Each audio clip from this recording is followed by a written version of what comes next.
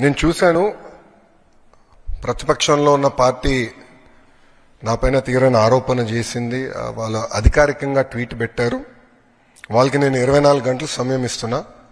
2,000 రూపాయలు నా బ్యాంక్ అకౌంట్కి వచ్చింది, నా జోబులోకి వచ్చిందని వాళ్ళు అంటున్నారు కనుక నిరూపించండి, లేదంటే ఆ స్టేట్మెంట్ విత్డ్రా చేయండి. ఈ రెండు చేయకపోతే చాలా తీవ్రమైన పరిణామాలు ఉంటాయి. లీగల్గా నేను దీనిపైన ముందరికి వెళ్ళాలని నిర్ణయించుకుంటాం జరిగింది. ఎందుకంటే ప్రజలు కూడా ఒకటి గుర్తుపెట్టుకోవాలి, వైకాపా పార్టీ అనేది ఒక అబద్ధాన్ని 100 సార్లు చెప్పి నిజం చేసేదానికి ప్రయత్నించే పార్టీ. 2019 ఎన్నికల్లో కరెక్ట్గా వాళ్ళ సొంత బాబాయిని వాళ్ళే చంపేసి ఏకంగా నింద మా నాయకుడు చంద్రబాబు నాయుడు గారి పైన ఆనాడు వేశారు.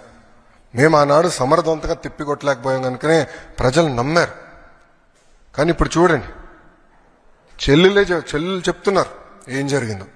సో అలా అబద్ధాలు చెప్పి ప్రజలు నమ్మించడానికి ప్రయత్నిస్తున్నారు. ఈ 2,000 రూపాయలు నేను ఆ ట్వీట్ని నేను చదివాను. ఆ 2,000 రూపాయలు నా జోబుకి వచ్చిందన్నారు. వాళ్ళు నిరూపించాలి, లేదంటే ఆ స్టేట్మెంట్ వెనక్కి తీసుకోవాలి, లేదంటే to the fullest extent of the law I will take action against them.